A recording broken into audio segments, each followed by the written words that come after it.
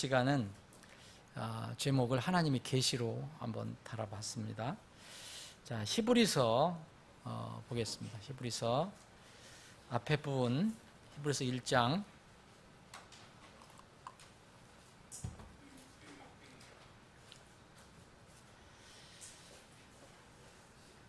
1절로부터 3절 제가 읽겠습니다.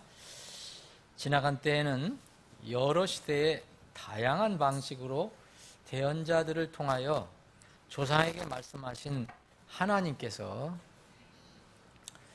이 마지막 날들에는 자신의 아들을 통하여 우리에게 말씀하셨으며 그분을 모든 것의 상속자로 정하시고 또 그분으로 말미암아 세상들을 만드셨느니라.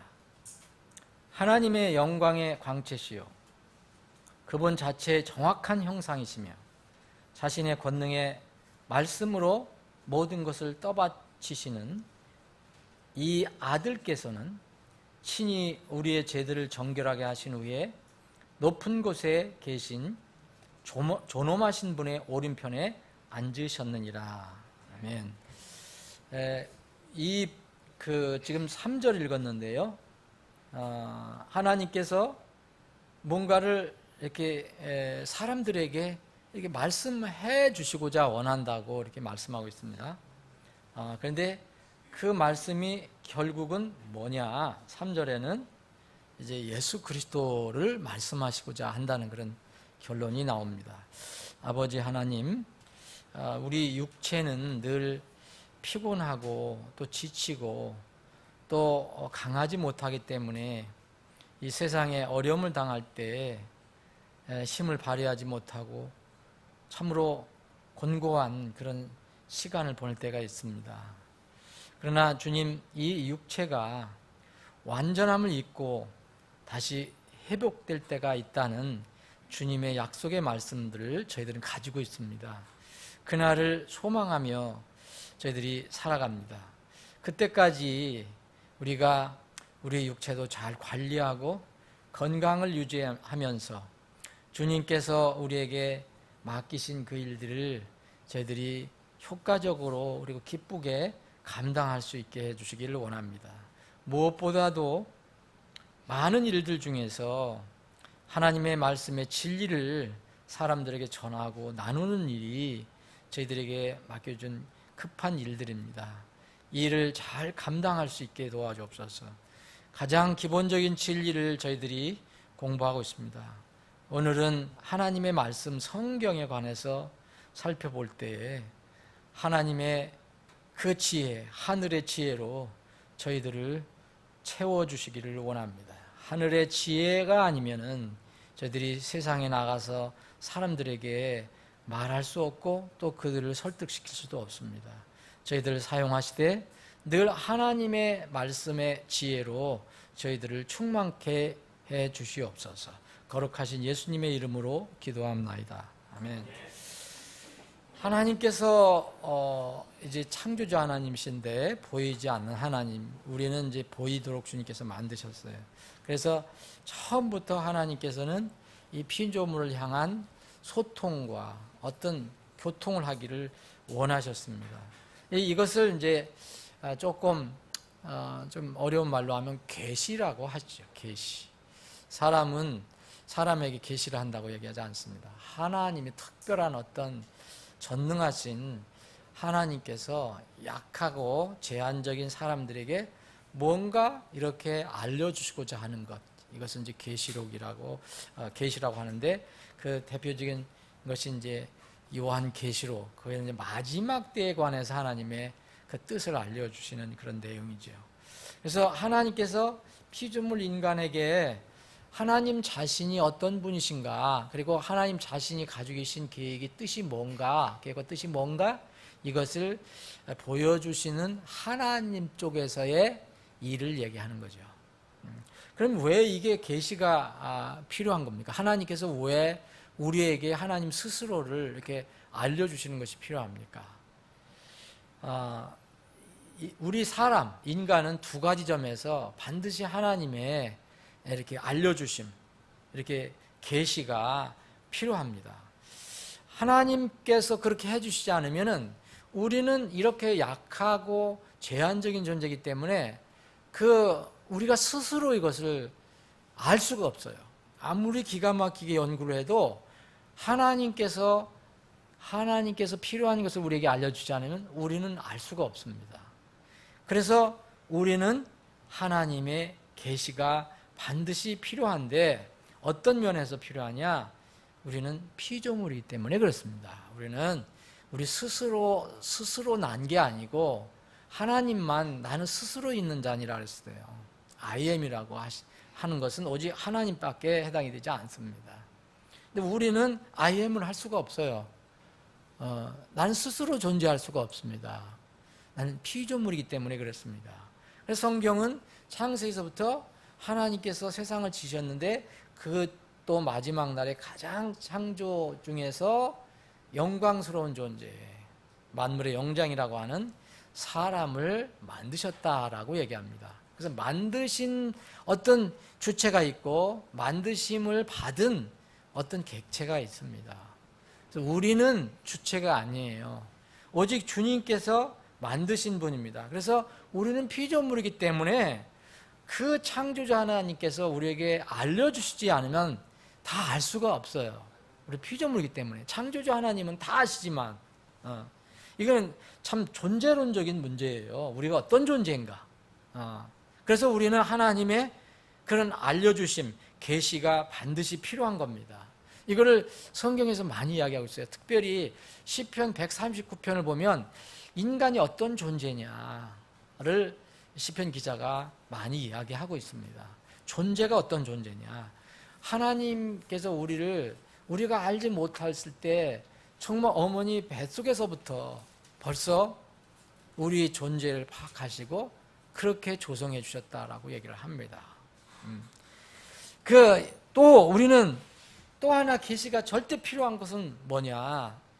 이게 피조물일 뿐더러 피조물이 만약 에덴 동산에서 죄를 범하지 않았다면 하나님과 계속 교통을 했을 거예요. 피조물이지만은 하나님의 계시가 필요한 건 뭐냐? 하나님께서 에덴 아담과 하와와 계속해서 이야기를 나누시길 원하셨거든요. 근데 죄가 들어왔어요. 그래서 죄가 들어왔기 때문에 이 뒤로는 우리를 죄인이라고 그럽니다. 인간은 죄인이기 때문에 그 피조물인 상태에서도 죄가 들어와서 더 제한적인 인물이 되어버립니다. 존재가 된 거죠.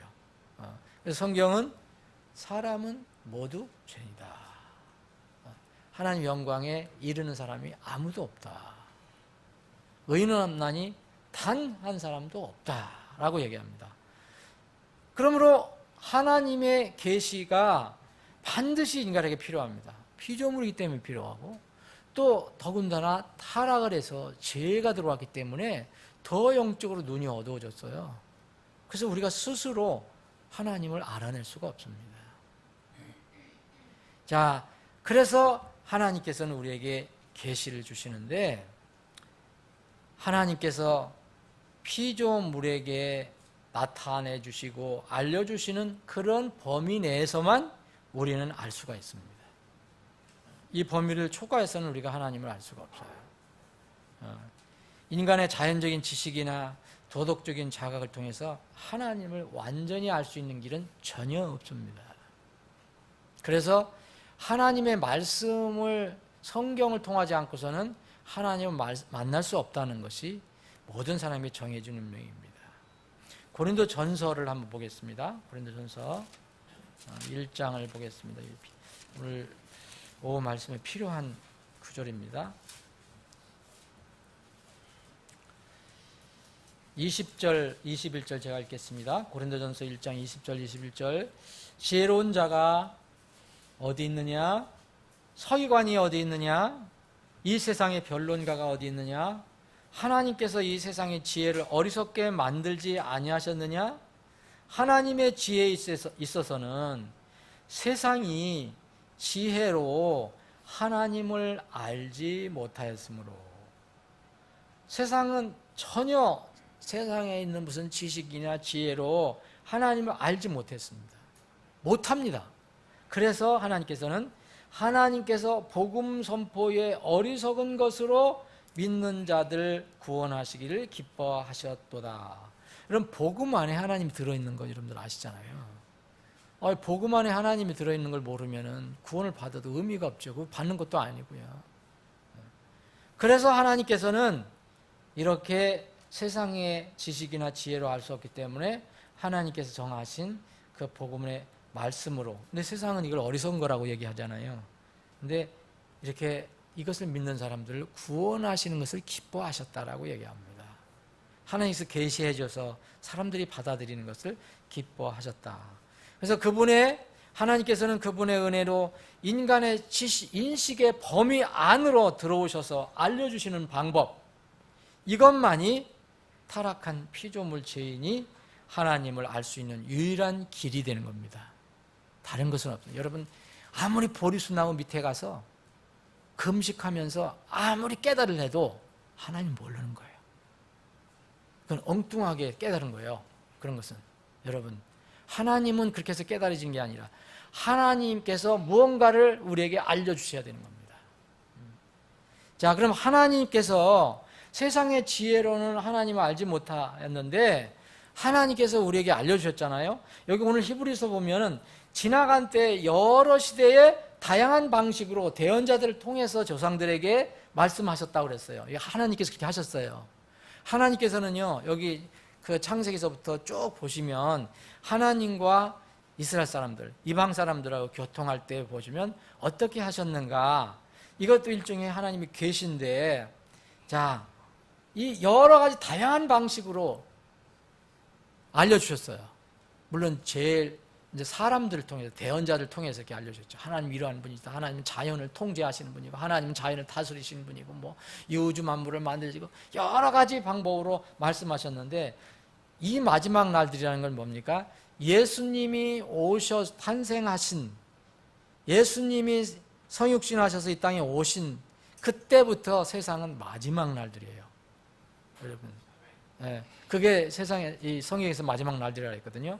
그 마지막 날들에는 하나님께서 여러 가지 계시를 주셨는데, 이 하나님의 그 어떤 스케줄상에서 하나님의 마지막 때에서 하루를 얘기하는 건 아닌데, 여기는 물론 이 마지막 날들에 마지막 계시를 하나 주셨어요. 이거 종결입니다. 이 계시 더 이상 없어요. 이게 바로 예수 그리스도라고 했던 거예요. 예수 그리스도. 예수 그리스도를 통해서, 자신의 아들을 통해서 하나님 영광 그 자체인 자신의 아들 예수 그리스도를 통해서 말씀하셨다 그랬어요. 예수를 통해서 말씀하신 거예요. 마지막 계시입니다. 자, 그러면 여기에 다양한 방식으로 여러 시대에 지금도 여전히 말씀하고 계세요. 그런데 옛날에는 예수 그리스도가 오시지 않았을 때는 사람들이 볼 때는 이런 계시를 통해서 하나님께서 알려주셨어요. 그런데 예수님이 오실 때, 곧 마지막 날들부터는 이런 계시도 있지만 이 하나님께서 보내신 예수 그리스도 아들을 통해서 계시를 완성시켰어요. 이것이 끝이에요. 더 이상 계시가 없습니다. 그러면 일반 계시라고 하는 다양한 방식으로 알려주신 계시가 뭔가? 이것은 흔히 이제 일반 계시라고 얘기를 합니다. 하나님께서 어느 곳에 있든지 이 피조물 사람이라면 그 사람들이 사는 곳에서 하나님을 인식할 수 있는 무언가를 이렇게 주셨다는 거예요. 계시해 주셨다는 겁니다. 이거 하나님께 스스로 자신을 계시한 거라 그랬어요. 첫 번째, 여러분, 창조물입니다. 이걸 자연물이라고 얘기해요. 자연물. 지난번 여름 성경 수련회 때 이걸 좀 집중을 봤잖아요. 예? 여러분, 이 세상에 있는 여러 가지 이런 어떤 자연물, 창조물, 이런 것들 다 하나님의 일종의 계시예요. 그것을 통해서 하나님을 아는 사람이 나온다니까요. 점점 더 높은 단계로 하나님께서 인도하셔서 마지막 구원을 받는 길까지 인도하십니다. 자연물이라 했어요. 사도행전 14장에 보면, 자, 왜 자연을, 여러분, 그래서 여러분 놀러 가시는 거 저는 찬성하는데, 뭐 찬성하시냐면은 기왕이면 아주 자연 경관이 빼어난 데를 가라.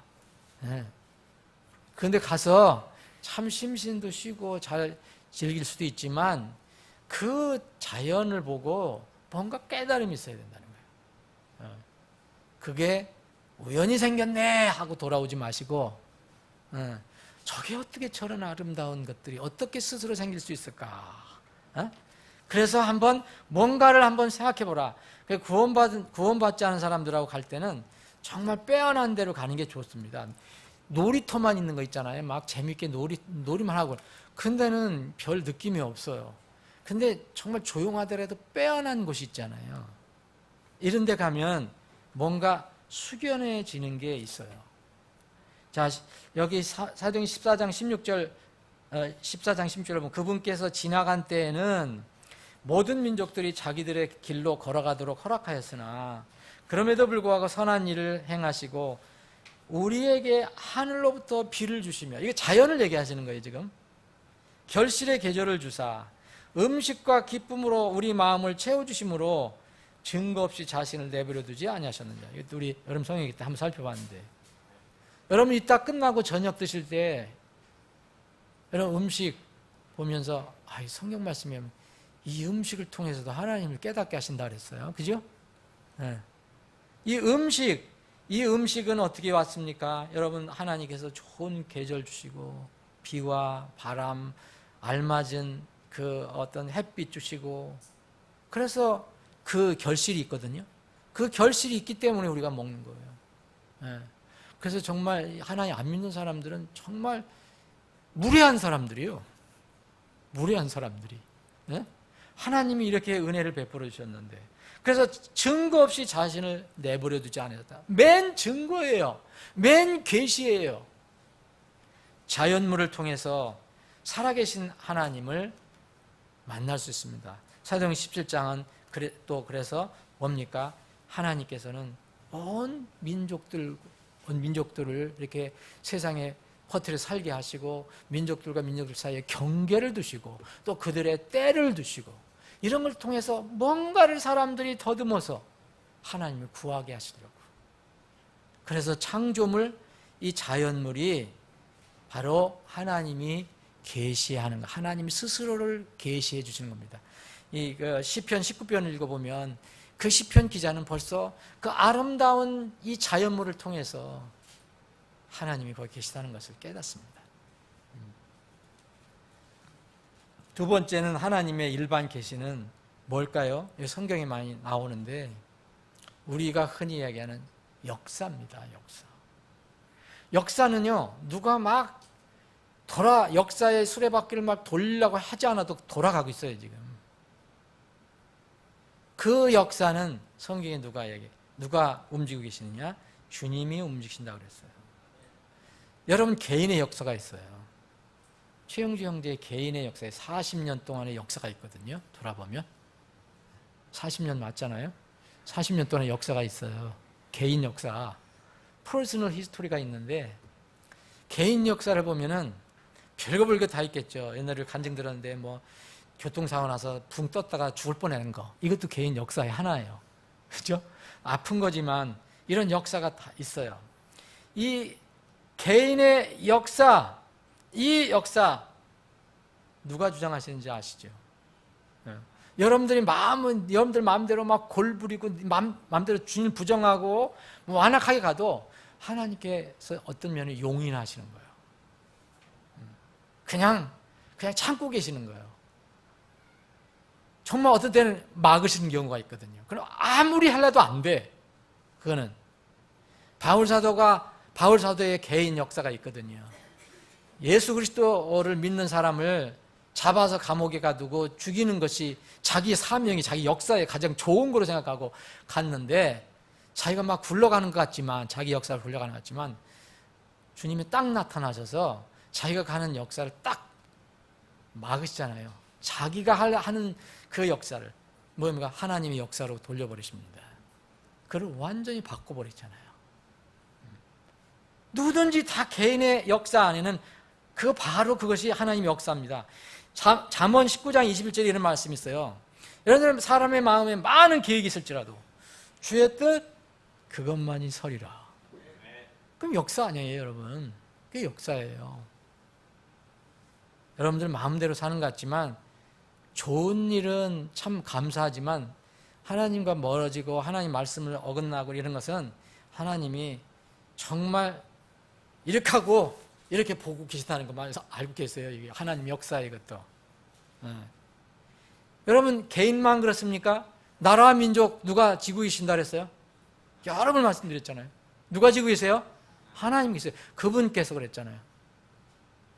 여기 욥기 12장 23절에 보면 그분께서 민족들을 망하게도 하시고 흥하게도 하시고 크게도 하시고 다시 작게도 하신다. 누가 하셔요?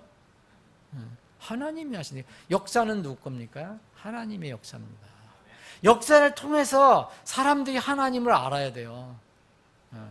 지난 역사를 살펴봐도 이건 내 마음대로 되는 게 아니로구나. 역사를 통해서도 하나님을 계시를 해주십니다. 이사야 대언자는 이런 그 감동을 받고 이렇게 기록을 했어요. 이사야 45장 7절에 보면 하나님 스스로 말씀하신 거예요.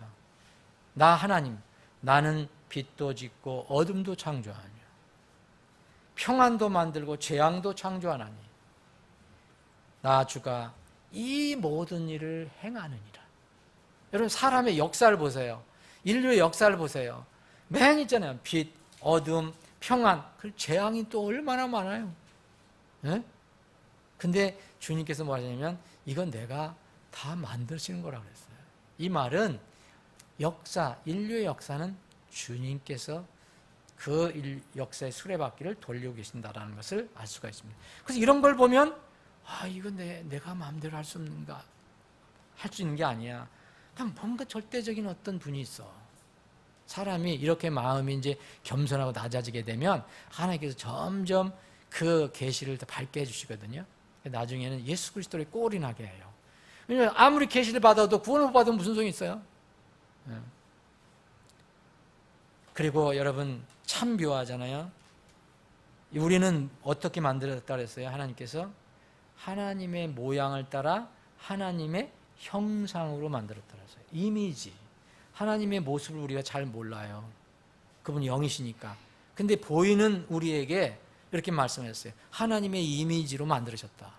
어떤 형상도 하나님하고 똑같지 않아도 뭔가는 전혀 엉뚱한, 우리를 원숭이처럼 무슨 이상한 원숭이가 또 있더라고요. 이게 무슨 이게 뭐 이번에 병원에 가서 잠깐 보는데 이만한 무슨 코가 쭉 늘어요. 뭐 개코 원숭이인가 뭐 그게 있더라고요. 만약 우리를 그렇게 만들어 놓으실 수도 있잖아요.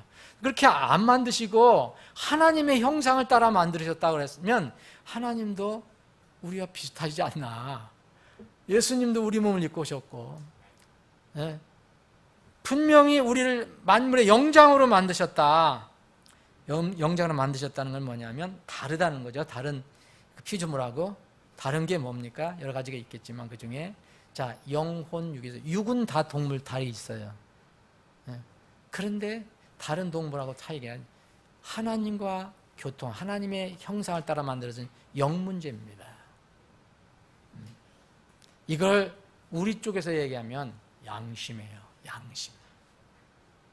양심은 완전히 화인 맞아서 인두 맞아서 완전히 문드러져 갖고서 완전히 100% 없어지기 전에는 누구나 양심이 있어요. 이거는요 동물 양심이 있습니까 여러분? 아니 저 사바나에 가면 이거 사자가 배고픈데 양심이 걸려갖고 저거 못 잡아먹겠어 저거 저 사슴을 못 잡아먹어. 그런 양심이 있습니까? 없어요. 동물은 없어요. 곤충, 새 아무것도 없어요. 사람만 있어요. 사람. 이게 묘한 거거든요. 그래서 양심을 통해서도요 언젠가는 구체적인 하나를 몰라도 뭔가 양심에 찔리는 게 있다면 뭔가 절대적인 분이 있다. 나를 이렇게 하는 분이 있다는 것을 알 수도 있습니다. 잠언 20장 27절에 보면 사람의 영은 누가 만드셨어요? 하나님 만드신 거잖아요. 사람의 영은 주의 등잔불이니 뱃속의 모든 부분을 살피느니라 그랬어요. 자, 사람의 영이 주의 등잔불이라는 거예요. 여러분 우리는 하나님과 떨어질 수가 없는 거예요. 그게 양심입니다. 양심. 그래서 사도 바울은 로마 교회에게 주신 말씀에서 다른 이교도들은 어떻게 구원받느냐? 어떻게 구원받느냐? 그들도 분명히 이스라엘 사람과 유대인과 똑같은 게 있는데 그건 양심이다. 유대인들은 하나님의 법이 있어요. 율법을 받았어요. 이교도인들은 그거 없어요.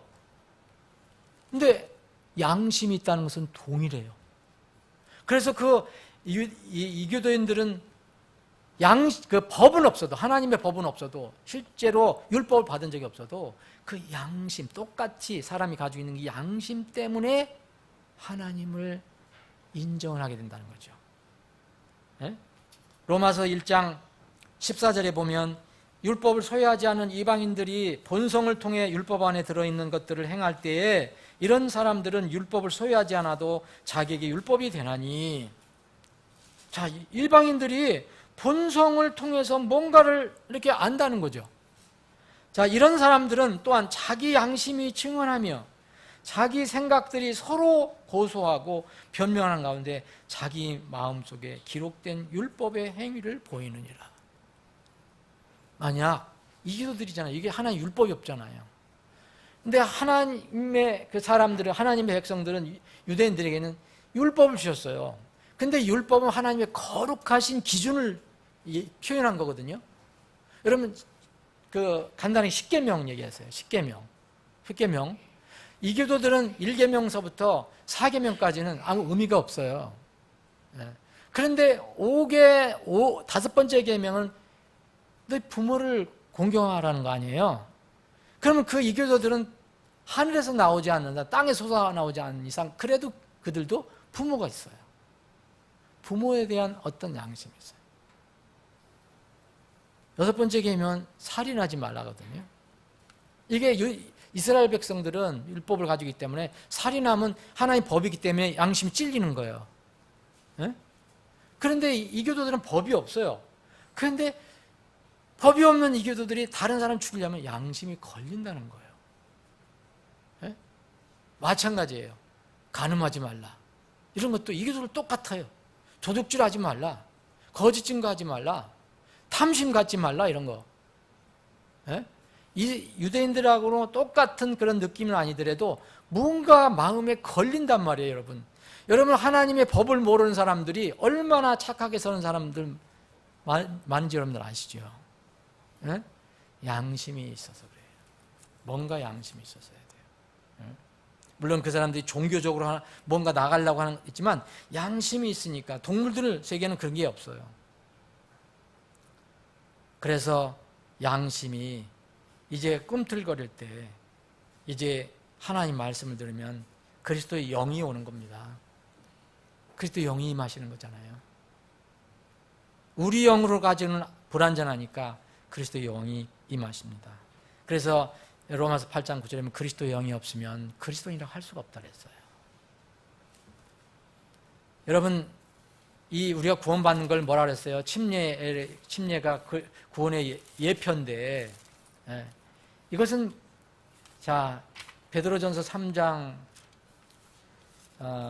21절에 보면 그 일과 동일한 모형 곧 침례가 예수 그리스도의 부활로 말미암아 이제 또한 우리를 구원하나니 이것은 육체의 더러운 것을 제거하는 것이 아니에요. 여러분, 침례를 아무리 많이 받는다 그래서 육체가 더러운 거 제거되는 거 아닙니다. 그것은 이미 마음에 이루어진 믿음을 고백하고 증언하는 거잖아요. 간직하는 거잖아요. 육체의 더러운 것을 제거하는 것이 아니요 선한 양심이 하나님을 향하여 응답하는 것입니다. 악한 양심이 아니라 그래도 뭔가 남아있는 선한 양심이 이렇게 구원의 복음을 들을 때 응답하는 거예요. 응답. 그렇습니다. 난 동의합니다. 나는 믿습니다. 그러잖아요. 선한 양심이 응답한다고 그랬습니다.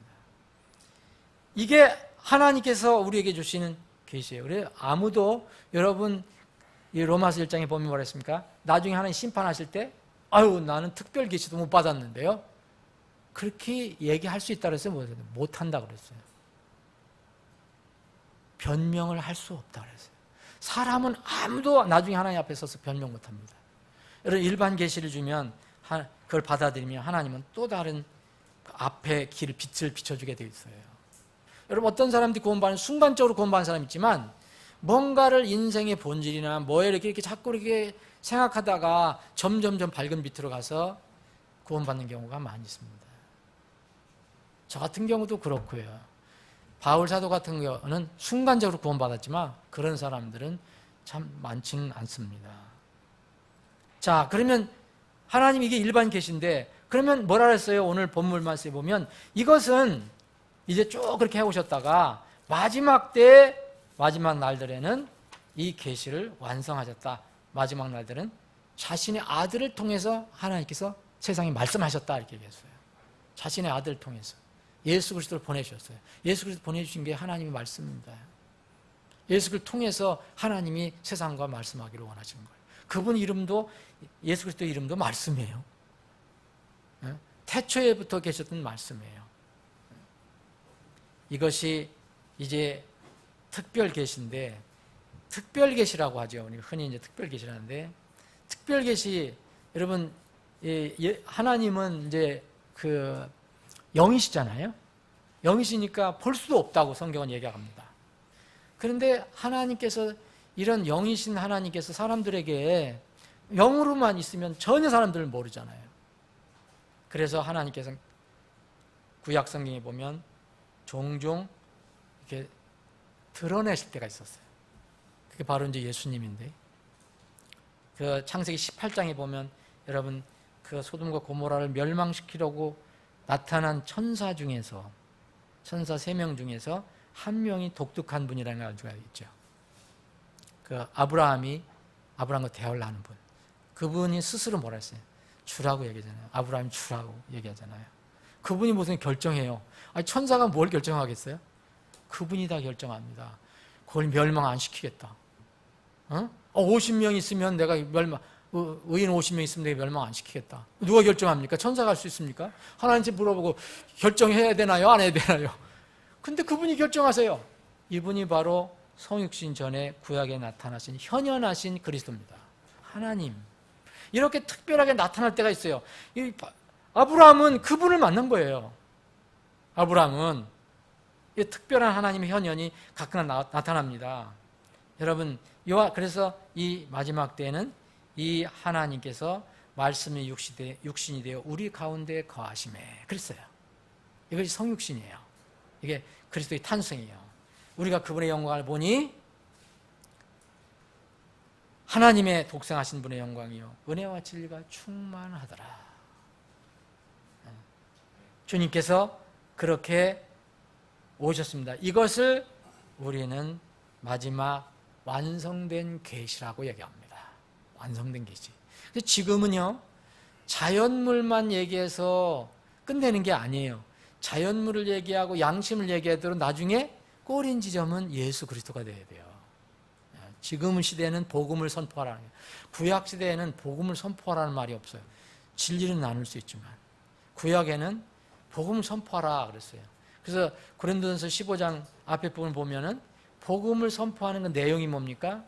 완성된 특별한 계시인 마지막 계신 예수 그리스도께서 우리를 위해서 오셔서 죽으시고 또 우리를 위해서 기록된 대로 일어나셨다, 부활하셨다. 이걸 전하는 겁니다. 지금 옛날 구약 시대대로 복음 전할 필요 없어요. 지금은 이미 마지막 때에 들어와서 한참 지났어요. 그래서 예수 그리스도의 죽으심과 부활을 우리가 전하는 겁니다. 이것이 바로 예수 그리스도의 마지막 특별 계시인데 여러분 예수님 지금 보는 사람이 있어요? 없죠. 예수님 지금 하늘에 계시지만 안 계시는 분은 아니에요. 그분이 지금 보여주시는 것이 바로 이 하나님 말씀입니다. 그리고 그분이 보여주시는 또 하나 교회입니다. 하나님 몸이라고 그랬어요. 근데 사람들이 그걸 잘 모르죠. 그래서 교회에서 아름다운 그리스도를 닮아가는 사람들을 보고 초시기 교회는 변화받은 사람들이 있던 거예요. 하나님의 몸을 보고. 근데 지금 우리가 성경을 가지고 있어요. 성경. 이 성경. 그래서 하나님의 완전 특별 계시인 이 성경을 우리는 전하는 겁니다. 하나님께서 택하신 가장 완전한 계시 방법은 바로 예수 그리스도 자체인 이 말씀입니다. 근데 이 말씀인데 말씀 자체로 어떻게 우리가 사는 사람에게 드러내 보입니까? 그래서 사람의 글을 택하신 거죠. 그래서 하나님께서 이 하나님의 말씀을 그 출애굽기에서부터 벌써 모세오경 창세기서부터 그 5번까지 성경, 이거는 다 모세가 저자라고 합니다.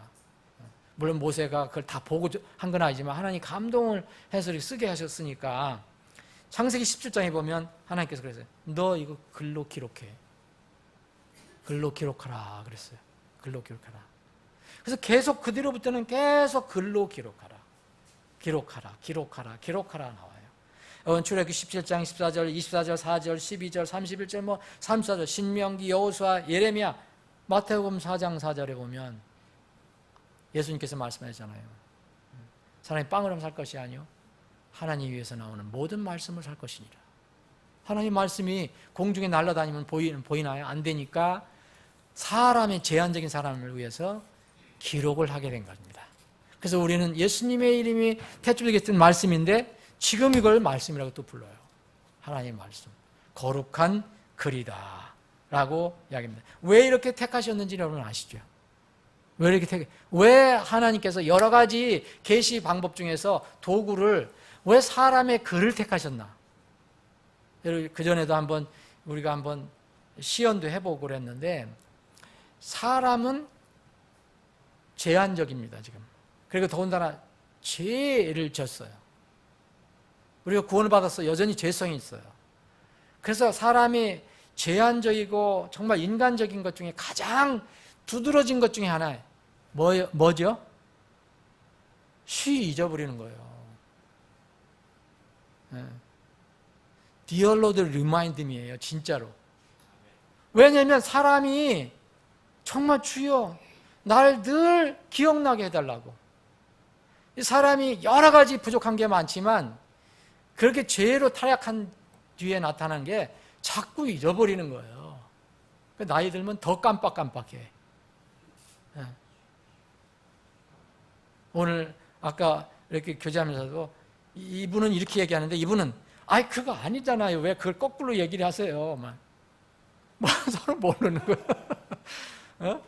서로 막 잊어버리는 거예요. 완벽하지는 못해요. 사람이 가장 약한 것 중에 하나가 잃어버리는 거예요. 죄가 들어온 뒤에. 물론 악한 거 있지만 그래서 글을 쓰신 겁니다, 여러분. 글은 바뀌어야 안 바뀌어요.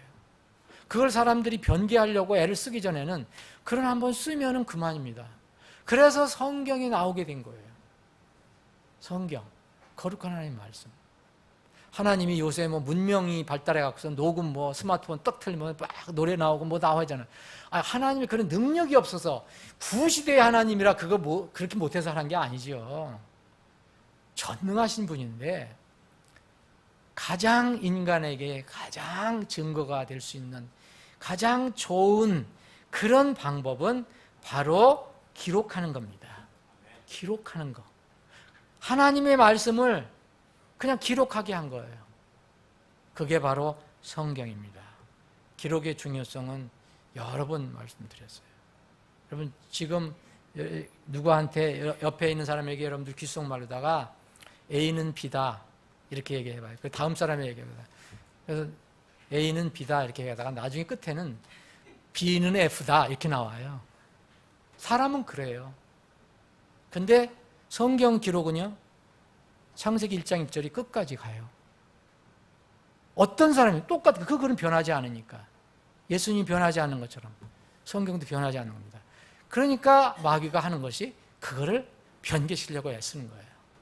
여러분 하나님이 보존하신 성경은 하나님이 성경은 하나밖에 없는 거예요. 누가 있든 없든 간에 누가 인정을 하든 안 하든 간에 어떻게 모든 100가지 성경이 똑같다고 볼 수 있습니까? 가능합니까 그게? 그럼 불가능한 거죠. 이것이 하나님의 계시 종류인데 여러분 성경은 그럼 어떻습니까 여러분? 성경 많이 시간이 지났네요. 여러분 성경을 더 이상 해야 돼요. 자 보세요. 왜 하나님께 주신 성경이 놀라우냐? 성경이 하나님의 말씀입니다. 하나님의 계시라는 걸 입증하는 특성은 엄청나게 많습니다. 세상 책하고는 전혀 달라요. 여러분들이 가지고 계신 성경은 한국 사람이 번역을 해서 이렇게 한 거지만 여기에 원래 들었던 하나님 말씀이 이렇게 한국말로 바뀌어진 것뿐이에요. 번역된 것뿐이에요. 이 말씀, 이 성경이 여러분 이런 것을 가지고 있습니다. 특성. BC 약 1500년, 그러니까 예수님 오시기 전 1500년서부터 AD 100년까지 약 1600년 동안 이 기록이 됐어요. 창세기부터 요한계시록까지. 요한계시록은 사도 요한이 약 90년, AD 90년 내지는 100년 이내에 이걸 완성을 했거든요. 그러면 1500, 예수님 오시기 전 1500년에서 약 1600년 동안에 기록된 거예요. 그런 글이 있어요? 그런 책이 있어요? 그런데 이 책이 여러분 다양한 기자거든요. 요한계시록을 작성한 사도 요한서부터 저 모세서부터 여러분 서로 알지도 못하고 교통한 적도 없어요. 한번 뭐 무슨 편집회의나 뭐 저작회의를 해본 적이 없어요.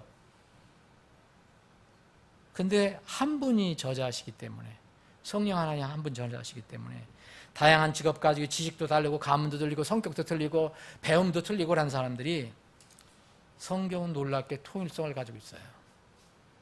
통일성. 그리고 정직한 주제가 있어요. 신, 구약 다 이겁니다. 하나님의 계시, 완전한 계시 예수 그리스도. 이게 주제예요. 이것을 보고 그래서 이제 신학적으로는 축자 영감설이라고 얘기하는 거예요. 뭐 설이 아니에요. 축자 영감 맞아요. 하나님의 말씀, 하나님께서 영감으로 주신 거기 때문에 그것은 하나님의 완전한 그 말씀이다. 글자 하나하나에다 하나님의 숨이 들어가 있는 것이다 라고 말하는 것입니다.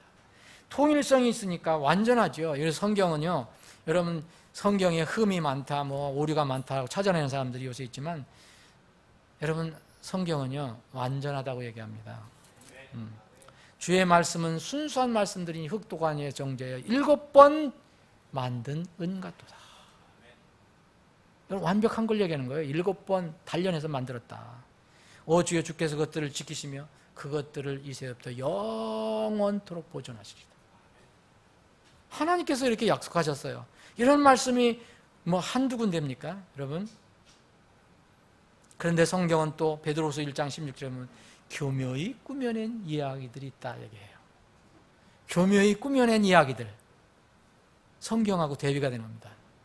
이것은 사람들이 뭔가를 이렇게 만들어낸, 고안해서 만들어낸 거라고 얘기합니다. 사도행전 1장 3절에 여러분 누가가 그 의사 누가가 이 사도행전을 기록하면서 하나님께서 기록하라 했을 때 이런 말씀을 기록합니다. 자, 데오빌로야, 예수님께서 행하시고 가르치기 시작하신 모든 일에 관하여 내가 작성한 이전 보고서는 그분께서 친히 택하신 사도들에게 성령님을 통해 명령들을 주신 뒤에 들려 올라가신 날까지 이를 기록한 것이라. 그분께서 순환을 받으신 뒤에 또한 자신이 살아계심을 절대 확실한 많은 증거들로, 이런 용어를 쓸 수가 없어요. 다른 거는 절대 확실한 많은 증거들로 그들에게 보여주시고 40일 동안 그들에게 보이시며 하나님의 왕국에 관한 것들을 말씀하시고. 이게 성경이에요, 여러분. 이게 하나님의 말씀입니다. 모든 성경 기록은 그래서 진리이며 사실입니다. 과학적으로도 다 증명이 됩니다. 제가 시간 관계상 그 말씀을 정리하겠습니다. 좀 줄이겠습니다. 여러분, 옛날에는 지구는 우주 한가운데 매달려 있다고 생각 안 했어요. 근데 이미 이 성경 욥기가 기록되어 있을 때, 욥기는요 제일 오래전에 있는 사람이에요. 욥은 이 모세 아브라함 이전 훨씬 사람이에요. 아브라함 동년 시대나 그 전 사람이에요. 그런데 욥이 뭐라 하냐? 욥이 한 거 그대로 쓴 거 아닙니까? 욥기를 보면 여러분 과학적인 사실이 너무 많이 들어있는 거 여러분 잘 아시죠? 그런 책이 많이 나와 있어요. 창조과학 같은 데서. 여러분 지구가 우주 가운데 매달려 있다는 거 몰랐어요 처음에는. 근데 이미 욥기 26장 7절에는 그게 나와 있어요. 지구가 둥근 원 모양이라는 거 처음에 몰랐는데 이것도 이사야서 40장에 나와 있어요. 바다에 무슨 길이 있다. 우리는 바다에 길이 있다고 생각하겠어요? 그런데 여기 이사야 43장에 보면 바다에 길이 있다고 그래요. 바다에 깊은 샘, 무슨 바다가 다 물인데 무슨 깊은 샘이 있나. 몰랐잖아요. 근데 나중에 알게 된 겁니다. 해구라는 게 있다. 해구. 바다에도 정말 깊은 샘이 있다. 금세기에 다 드러난 겁니다. 근데 성경은 오래전에 기록된 거예요. 이게. 여러분 바람에 공기, 대기에 무게가 있다는 거 들어보셨죠? 과학자들만 아는 거 우리는 잘 모르죠. 바람에 무슨 무게가 있어? 바람에 무게가 있습니다. 여러분 과학자들 물어보세요. 있어요. 예.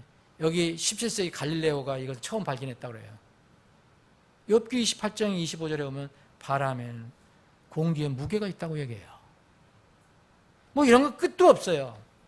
여러분 근데 성경 말씀은요 한번 딱 기록되면 영원합니다. 이거는 취소할 수 없습니다.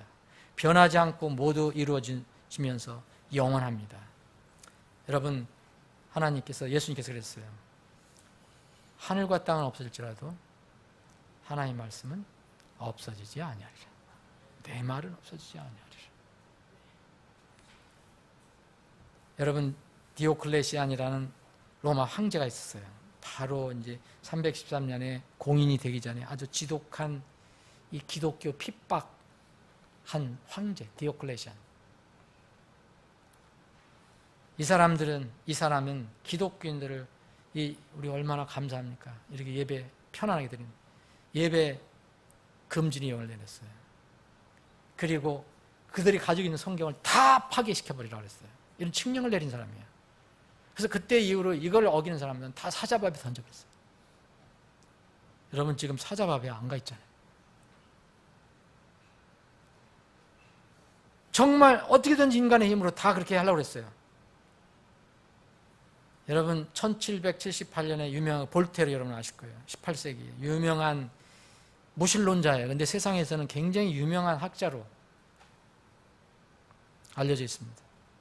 100년 이내에 기독교가 없어질 거라고 예언 아닌 예언을 했어요. 기독교와 성경책이 완전히 사라질 것이라고 예언했어요. 그때는 정말 그 어떤 인본주의가 굉장히 저기했기 때문에 그렇게 예언을 할 수도 있었을 거예요. 하나님은 죽으시는 분이 아닙니다. 하나님 말씀은 영원합니다. 볼테르가 죽은 뒤에 어떻게 됐을까요? 여러분, 볼테르 자기 죽었어요. 큰 소리 치고. 그의 집을 하나님께서 성경을 찍어내는 인쇄소로 만들어 버리셨어요. 제네바 성경협회 건물로 하나님께 쓰셨어요. 거기서 수많은 성경이 나왔어요. 이거 아이러니컬한 거 아닙니까? 성경이 다 없어질 거다. 그런데 그 사람이 죽자마자 그 집이 이 성경협회 건물이 돼갖고 거기서 성경이 막 찍어져 나왔어요. 여러분 성경은 영원합니다. 여러분 하나님께서 이 주신 말씀은 절대로 피조물이 가감할 수도 없고 혼합할 수도 없고 개정할 수도 없어요. 말씀을 정리하겠습니다. 여러분 성경은 인간에게 선택사항이 아니에요. 그걸 뭐 택해도 되고 안 택해도 되는 게 아니에요. 말씀은 택해도 되고 안 택해도 되고 아닙니다. 이건 절대 필수품이에요. 이뤄진 상태에서 구원을 받아야 할 때 절대 필수품이고 또 새롭게 그리스도인이 되어서도 잘 성장하는데 절대 필수품입니다. 오늘 아침에 살펴봤잖아요. 구원받는데 태어나는데도 말씀이 필요하고 그리고 성장하는데도 말씀이 필요하다. 그래서 우리가 전하는 것은 하나님 말씀, 구원의 말씀이고 또 우리가 나누고 알려주는 것은 성장하게 하는 하나님 말씀입니다. 성경은 그래서 모든 것의 기준이 되는데 구원이 올바르냐, 교회가 바른 교회냐 이런 것들도 모든 기초가 됩니다. 판단 기준이 됩니다. 그래서 하나님 되심을 믿는가 믿지 않는 문제와 궁극적으로 연결이 돼요. 여러분, 하나님을 진심으로 믿는다면, 하나님의 전지전능하심을 믿고 하나님의 구속의 은총을 믿고 그분께서 날마다 우리를 자라게 하시는 그런 은혜를 주신다고 믿는다면 바로 성경을 믿는 것과 같습니다. 하나님을 믿는데 성경을 안 믿는 사람은 거짓이고요. 아니, 나 성경 이거 기록된 인간의 글자는 내가 믿는데 하나님을 안 믿는다는 것도 거짓말입니다. 하나님을 믿으면 하나님 말씀을 믿게 되십니다. 하나님 말씀을 믿으면 하나님을 믿게 된 겁니다. 그래서 마지막 때에 주님께서 이제 심판하실 때 너희들은 지금 나를 안 믿어도 내가 심판하지 않지만 마지막에 심판할 이가 있으니 바로 내가 한 말, 그 말이 너희들을 마지막에 심판하리라고 말씀하셔요. 기도하시겠습니다. 아버지 하나님, 저희들이 성경이 얼마나 소중한가, 하나님 말씀이 얼마나 치명적으로 저희들에게 중요한가를 살펴보고 있습니다. 하나님 말씀이 자체가 우리의 생명임을 고백합니다. 이 하나님 말씀이 없으면 사람이 살아날 수가 없고, 하나님 말씀이 없으면 살아났다 하더라도 성장할 수가 없습니다. 주님, 우리가 이 귀한 하나님 말씀을 맡아서 전하는 귀한 중책을 맡았습니다. 주님, 특별히 우리가 이 사역, 성경 사역을 참으로 힘겹게 저희들이 하고 있습니다. 그러나 반드시 일은 이루어져야 되고, 그래서 하나님의 말씀이 주의 말씀이 자유로운 행로를 따라 흘러가야 합니다. 그럴 때 하나님께 영광이 될 수가 있습니다. 이 하나님 말씀에 대한 우리의 마음을 다시 한번 결단하게 하시고, 이 성경 사역에 우리 교회와 저희들을 사용해 주옵소서. 부지런히 말씀을 선포하여 죽은 사람들을 살게 하시고, 또 지혜롭게 또 때에 맞든 안 맞든 말씀을 선포해서 사람들을 살리고 성장시키는 일에 저희들이 매진할 수 있도록 믿음을 더하여 주시옵소서. 거룩하신 예수님의 이름으로 기도합나이다. 아멘.